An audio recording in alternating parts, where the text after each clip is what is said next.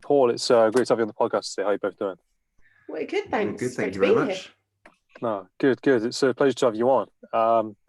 Yeah, I just thought I'd start out by kind of asking you how you kind of got into what you do, because as I was saying previously, you both kind of like run a website which, it helps people with their homework and their GCSEs.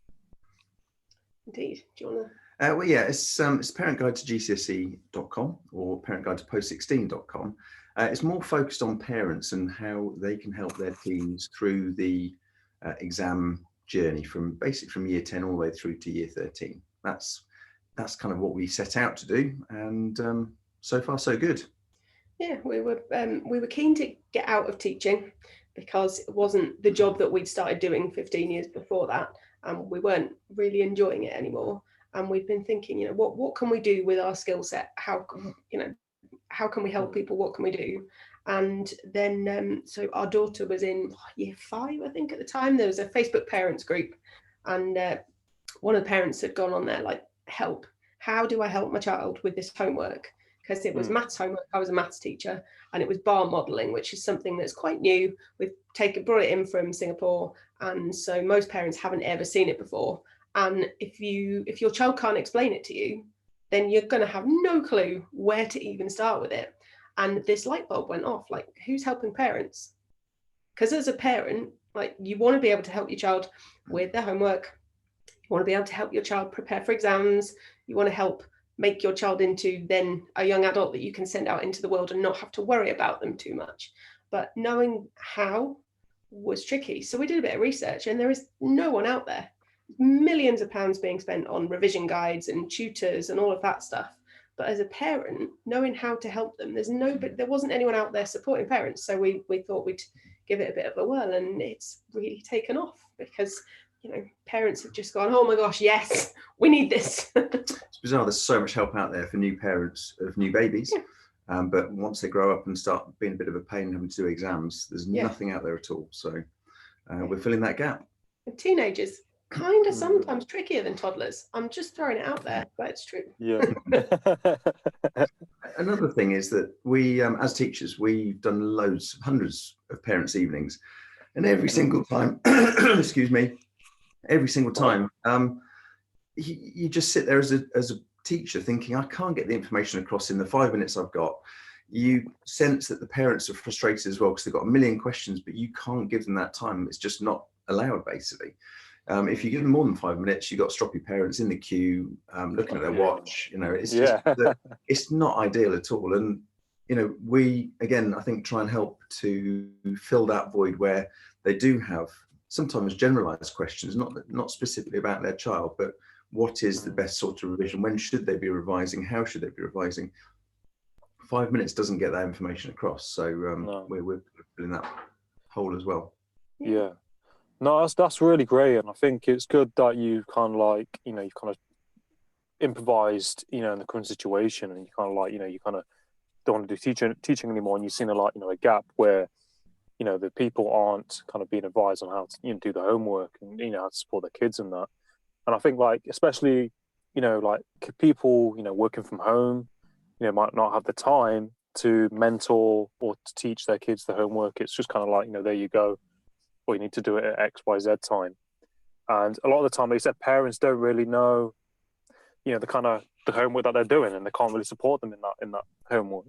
And I mean, for example, like when I was a kid, I hated maths. And I think a lot of people, struggle with maths. And my mum wasn't very good at maths. So, with the maths homework I had, so she couldn't really help me too much with my homework. So, my grandma's partner had to come and help me with the homework instead. And I had to do Magic Cats. It's like a maths course thing. It's like a centre you go to, and they teach you maths, but you have to pay for that as well. And that kind of ruined my confidence because I felt like I wasn't good at it. But back to the point is like, it's good that you kind of put that in place to help people, get their kids to do the homework and what the homework is as well. Yeah, well, I always say, when you're not understanding something, if you imagine that I'm trying to explain, say, some maths to you, right, and your brain is like a jigsaw puzzle, with the piece missing, I've got the piece here, I'm trying to fit it in your brain. If I try and fit it in upside down, it doesn't matter how many times I try explaining it to you that same way, like that is not going to fit. It's my job as a teacher to try turning the piece around, explaining it differently until it fits, until it clicks for you. So if you've not understood something, if you weren't, you weren't feeling maths, like maths is not your thing, that's because it wasn't being explained well enough or in the right way for you. And that's why we say when you're getting a private tutor, make sure you try and get a teacher rather than a student maybe who's just done their A-levels or just done uni, and so they know the content but they don't understand the teaching side of things. Because if you don't understand something, it's not that you're stupid, it's not that you're not capable, it's just it's not been explained in the right way for you. So a lot of what we do is providing useful links and resources, like try this person's explanation. We encourage people to say, if they're not getting it from their teacher, if it's not making sense, try searching it on YouTube. Look at some different tutorials. There's teachers who have done so many YouTube videos about everything. Keep going until you find someone who explains it in a way that clicks for you, because that's all it is. So yeah, there's a lot of people who had a bad experience with maths, and it does switch you off. Like if you've lost your confidence, then it's really tricky to get it back. But it's just about finding someone that believes you can do it and getting you to believe that you can do it as well. Yeah. I think one of the biggest differences we make also is that if any parent listening to this, if they have a year 10, year 11 child sat upstairs doing their revision, as a parent, you think this is a win. We haven't had an argument about this. They're upstairs, they're at the desk. I'm such a proud parent. And you just let that carry on for 9-10 months until the exams happen. And then possibly you end up with a bit of a shock because the results aren't great, because sitting at your desk revising doesn't necessarily mean that they're revising effectively. And it's about making sure that parents, it's not about telling parents to helicopter over the shoulder and make sure they're doing, but as long as the parents know what is effective and what isn't effective, they can have those conversations with the children, just saying, how are you doing this? Not to check and not to be sort of having a go, but just to understand and maybe sort of steer them in the right direction from sort of, revision that we know that doesn't work to revision that we know that does work. Yeah, we are all about working smarter, not harder. So, we've all got enough on our plates at the moment. We don't need to be giving them extra work. We need to be getting them to be more efficient so that they can actually have a bit of a life, because it's quite stressful being a student right now. No, it's a good point. And I think as well, like you said, people sometimes kind of don't know how to revise, and they might not be revising in the right way. Because I think everyone kind of works and learns differently, don't they? Like spider diagrams or, like charts or writing things down. And I think as well, like sometimes people just think you can sit there for an hour and just keep on doing it. And I think like people don't really know that you kind of sometimes have to have those breaks in between. Because I think I used to do that. I used to just cram loads of information in my head of all these different topics when I was at school. And I remember like I'll have a bit of maths, I'll have a bit of science, and it'll all be in like bits. And it probably wasn't the best way to do it. And I think it's great, like you said, that as well, children don't really need their parents on their shoulder the whole time, because it just adds to the pressure of them learning. And if they're under pressure, then your mind, whatever situation, you can't think clearly and process what's going on if you feel under pressure. So I mean, it just winds teenagers up. Yeah, they will actively shut off if they think that parents are nagging. Yeah. So we're trying to. Sorry, go on. I was saying, as a parent, you hate it just as much. Like you just want to help. That's all you want to do as a parent. You just want to help them. You hate watching them go through anything that's tough. You just want to support them. But you don't know how else to do it. Then you find yourself nagging because you're watching them like revise in inverted commas, and you're going, I'm not sure that's going to work for you because I've been there and I've done that. I'm not sure you're doing enough work. But getting that across to them without coming across as nagging is tough. I mean, what we do is a membership for parents. So what parents tell us is they sit down and they read the weekly email from us with their child. So then it's advice coming from experts, not mum thinking she knows it all. Because there's nothing that winds up teenagers more than mum thinking she knows it all. Ever. From a place where we know. Oh, yes. No, that's it, exactly. And I I think it's great you had those kind of like those is it newsletters you said Yeah, where weekly people, email. Email. weekly mail where they can read it through and kind of do that with their child, and it kind of reassures the child as well, and they can kind of see that the parent's not pointing the finger telling them what to do. It's kind of part of what's going on. I mean, sometimes the teenager will be doing absolutely the right thing, but as you say, it's the affirmation that they are on the right track. They are using the correct methods, and that gives them more confidence. So we kind of hold the hand the whole way through. Some things will be a revelation to them. Some things will be, yeah, I'm already doing it. But I think throughout the whole year-long journey, it's definitely making a huge difference. Yeah, like having a coach for an athlete, the great athletes have great coaches, and they watch and they nudge in the right direction. Like, why don't you try this? Why don't we try changing that up just a little bit and see if it makes a difference? And it's just all those little nudges through the year that add up to hopefully a massive change when it comes to results and stuff. So we feel like the system works. We've designed it quite carefully, like by talking to lots of parents. What do you need?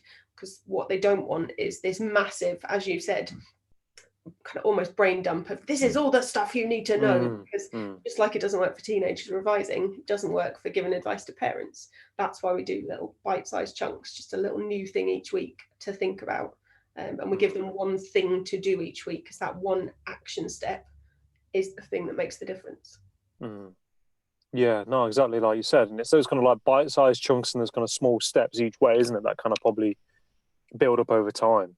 Because I think as well, even if the parent hasn't had a great time, or great experience with teachers or education, they might be lacking a bit of confidence as well as the kid. And it's that kind of like, well, the parent's feeling a certain way and, they're struggling how to get things across. It just kind of has it's that little bridge, isn't it, kind of between the parent and the child as well, or student.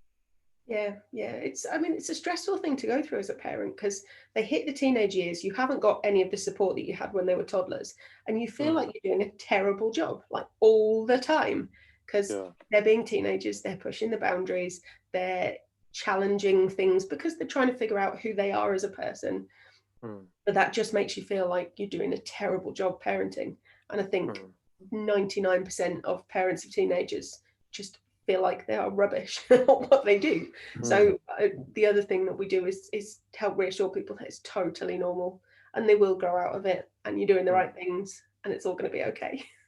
Yeah, no, that's it, exactly. And I think as well, like with the program that you kind of like run, what kind of topics and subjects does it cover? Is it kind of pretty much all of the kind of subjects? Is it like maths, English, science? Like what does it kind of like cover? So everybody kind of goes through the same journey. You go through it's mindset and it's skill set. So we sort out your mindset first, and we help kids figure out how, the growth mindset kind of things, the fact that as you learn new things, your brain actually gets stronger, you can get smarter. So it's not about, oh, I can't do that, it's I can't do that yet. And so we go through all the mindset stuff, the stuff that they need to expect, that kind of thing. Then we go through the organization, so getting together a system for your notes so you can find stuff afterwards, because there's no point making a ton of notes and then not being able to find what you need. Sorting out a revision plan, so they're doing a little and often all the way through the year, rather than waiting until February to start cramming, because again, it doesn't work. And then we get into the actual studying stuff. So we've got specific tips when we're talking GCSE for different subjects, things that are useful, links, tips and tricks, that kind of stuff. For post-16, it's more the general study skills, because everyone's doing such different things. And then it's all about the actual exams, crunch time, whether that's mocks or the actual exams. And then we talk about preparing for the next step, because they've got to start thinking about post-16, what do they want to do? And then when they're in post-16, what's next? Is it going to be uni? Is it going to be an apprenticeship? Is it going to be a job? How do I make sure that they're ready for all of those things? Because obviously at the moment, stuff like work experience is a bit tricky, because we're in lockdown and that's not going to work so well. But there are other ways that you can think about that. There's virtual stuff. There's trying to organise interviews of people to find out a bit more about what they do and how they do it. So there's lots of little bits that can help them make sure that they're ready for the next steps. So it's kind of, we take them through that whole path through the whole year. I think that's really great that you kind of do that and you put it in that, you know, that in that way, you structure it in that way. Whereas I think like, you know, disrespect to schools and, you know, education, it kind of, you know, is what it is. But I mean, like, I feel like, you know, at school you just kind of like throw in information and you know, it's a lot going on, and you can't, like you said, you're not really kind of. I mean, when I was in school, I wasn't really shown how to do certain things, and like I said, planning and revision. It was just, you know, there you go, do it. You know, figure revision out yourself, kind of thing. And absolutely hit the nail on the head there. There's so yeah, much. When teachers and schools generally are amazing, it's the hardest job in the entire world, we think. But it's a factory where, you know, teachers are under so much pressure, and schools are under so much pressure to generate results. It's all about just giving them the information overload. There's very, very little time with most schools and teachers dedicated to the skills of how to learn, essentially. So we're on a mission to make sure that is sorted. Yeah. So league tables and Ofsted, there is a lot of pressure. That means that what schools would like to do is often not possible, just because there isn't the time and there isn't the capacity. There certainly isn't the funding anymore. So yeah, we're hoping we can make that change, but from the outside in. Yeah. No, that's great. And I think, like you said, it's good how you kind of incorporate that kind of mindset, that growth mindset approach to it as well, because, you know, a lot of it is, you know, your mindset. And I think at school, like, you know, really kind of talked about, that hasn't really talked about, spoken about. And when I did when I qualified in coaching, I remember some of the modules they were showing us how the mind works and learning. I was like, well, if this was shown to me at school, I would have done things completely different. Right? Yeah. I mean, we have guests on our podcast. We had one on a couple of weeks ago called Claire Yosa, and she was talking about overwhelm and how to make sure as a student or as an adult, I suppose, you can just help to relax a bit better and get peak performance when you are when you're at your most stressed, which is probably in an exam. And a lot of what she was saying, we didn't really know about. And it's the sort of thing that as teachers, if we'd have known that, we'd have been absolutely telling our students all day long, you must remember these particular techniques just to get that extra 1 or 2%, maybe even a bit more out of the exam, because you are more relaxed, you're thinking more clearly. It sounds like a no-brainer, but unless you know it, you don't do it. Yeah, I mean, I've learned lots of stuff about the kind of the psychology and the brain development and things over the years, but the way she put it just was like a light bulb. When you're stressed out, you go into fight or flight, and all of your blood supply, all of the good stuff goes to that bit of your brain, not the sensible, rational exam taking part of your brain. And so you've got to reset that. And there are some physical hacks and things that you can do with your breathing and stuff that can help you just reset that flood of cortisol and all of the adrenaline and stuff. And it was just like, wow, had I known that, I mean, there'd have been some job interviews I wouldn't have flunked for starters. Because you just like, you get that, your mind goes blank and you're panicking. It's fixable. And it was just like, wow. And there's not a student alive who, probably parent either, who's not come out of an exam and went, my mind went completely blank. And it did, because of what we just talked about. It is that, you know, your body's reaction to the situation you're in. Your mind is not getting the attention it deserves from blood flow, from, you know, the cortisol, etc. So no, definitely. And I think, yeah, I mean, mindfulness, I won't go into it too much, but like mindfulness has been proven, you know, to be pretty effective, you know, even in businesses. And you think, well, the businesses are starting to use it, you know, why not schools start to use it? I know some schools might have kind of morning routines where they do a simple kind of mindfulness exercise, but I think that kind of does kind of elevate your chances of kind of feeling more relaxed or doing better in those situations. And I think, I mean, it was never spoken about when I was at school. I went to like, you know, public school, and it was literally just go and queue outside at 9:30 or whatever it was, and you felt like it was you was going to the gallows. But I think, like you said, everyone's kind of different, aren't they? And everyone learns differently. Everyone's got their own mindset, and I think that's something that's really important as well, because some people are very, very, very good at certain subjects. Some people are good at different other subjects. And I think there's a lot of pressure on kids nowadays to kind of figure out what it is they want to do and their grades and everything else. And I think it's great that you kind of have this in place to help people, you know, and their parents, to help them in their learning as well. Yeah, well, my favourite bit, I think, is we have a goal setting masterclass at the beginning, which is just taking kids through, like, in 10 years time, where do you want to be living? We start with that. Where do you want to be living? Because you can't really imagine, like, 10 years in the future, if you try it now, 10 years in the future is like, by that point we might be grandparents. It's a terrifying thought. I don't want to go there, but where am I living?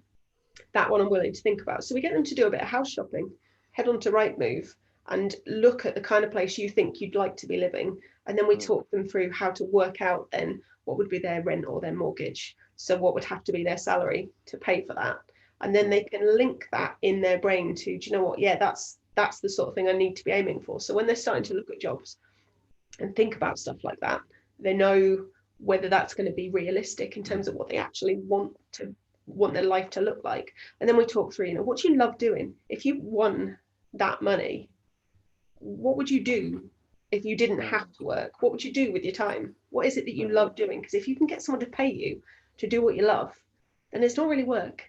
It's just fun. And some of the revelations that have come out of that for kids, some of them, just the clarity that they found, if they've then got that in their minds, rather than I have to get past the exams, it's I have to get to this point because this is what I want to do.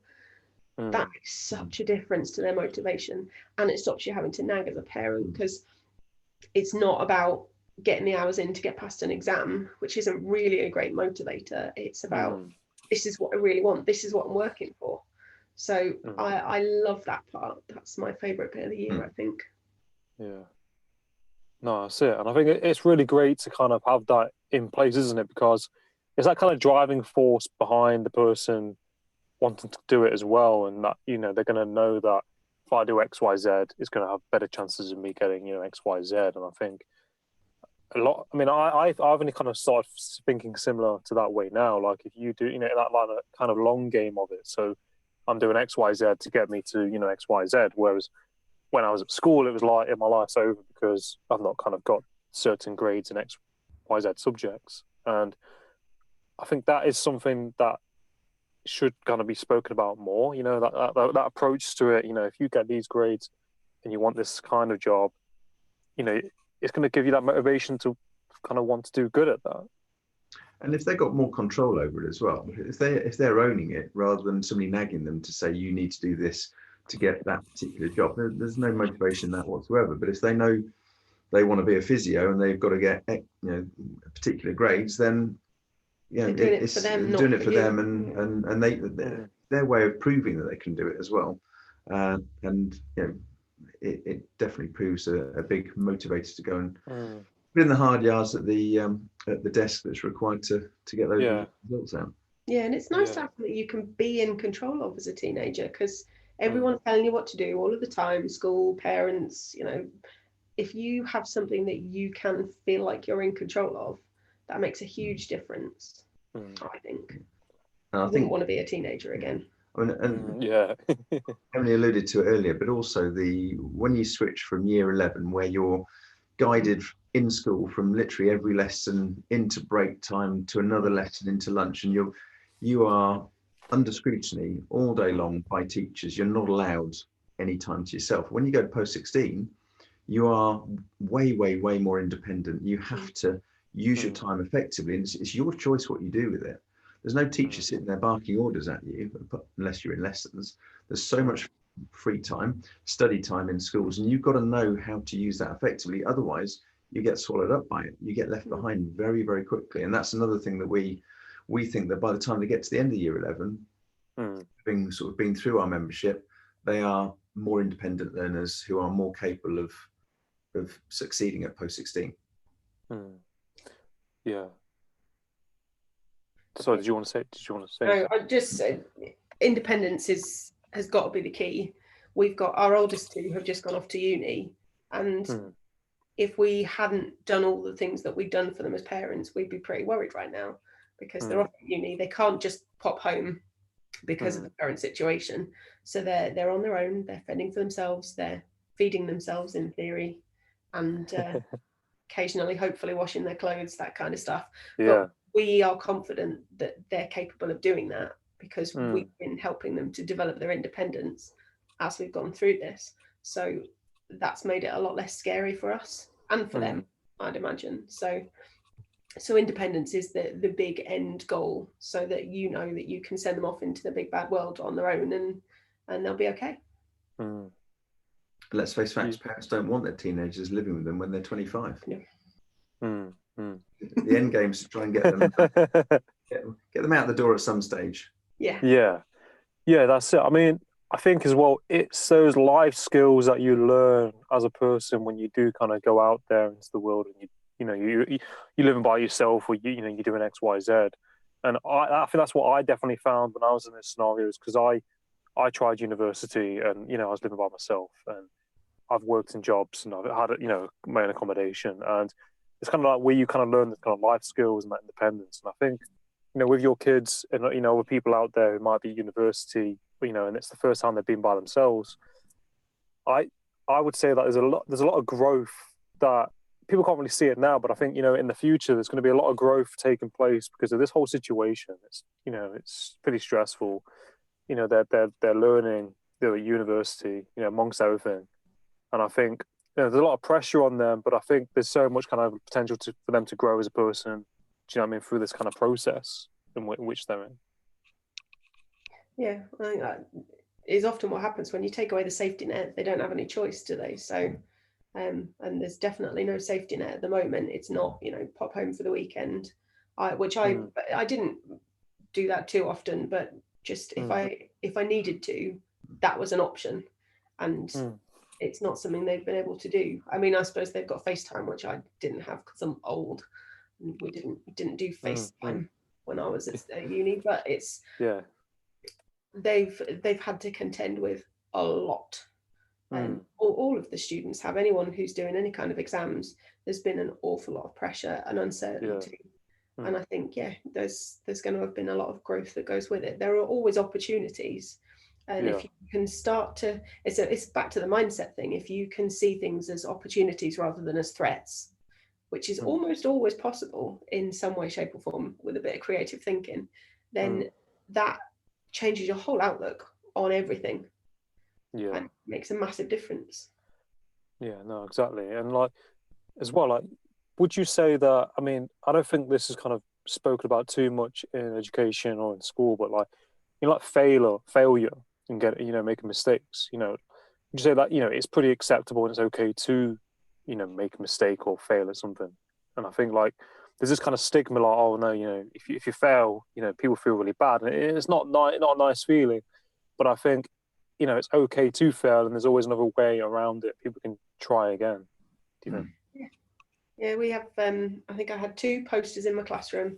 I had fail, which stands for first attempt in learning, which I liked, and then I had mistakes are proof that you're trying. And I used the analogy on a Facebook Live the other day of Bake Off, where they had to do, for their finale, they had to do something so random that they would never have done before. It was jelly cakes. You had to make pretty patterns with the jelly. If they'd not tried any of those and failed horribly and made mistakes, they'd never have learned the skills to then get to the end of the week and make an epic one on TV.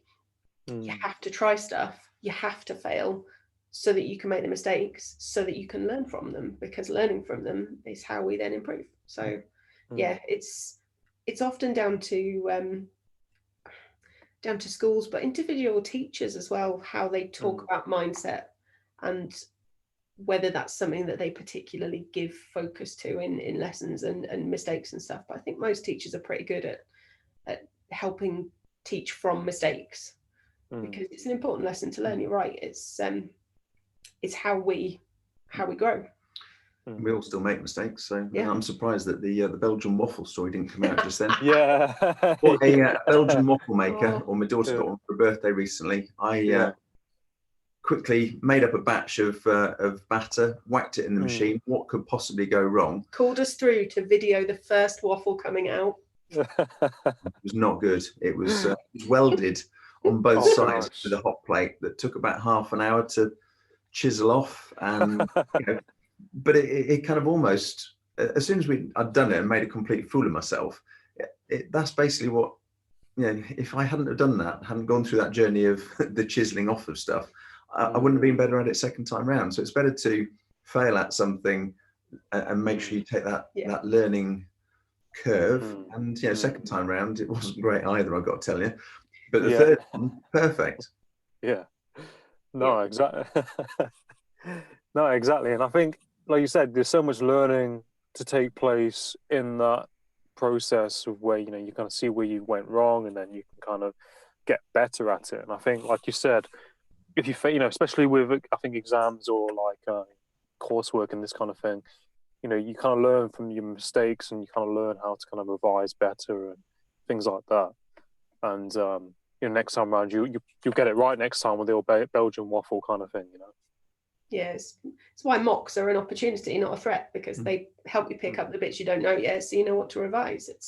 But it's a mindset thing. If you look at them as, oh my gosh, I've got to do mocks, panic, then you seize up and you don't work effectively and stuff. You've got to look at them as a dress rehearsal, so you can figure out what's going wrong, so you can fix it before the big performance. It's exactly right. Yeah. The bottom line is the membership essentially gives people those 1% gains, marginal gains here, there, and everywhere. If you add them all up, they're going to make a huge difference to your end result. Yeah, and that's the key, because you can't just change everything overnight. It's got to be those little tiny bits. Same as with coaching, it's just those little nudges all the way through that then add up to a big difference. Yeah.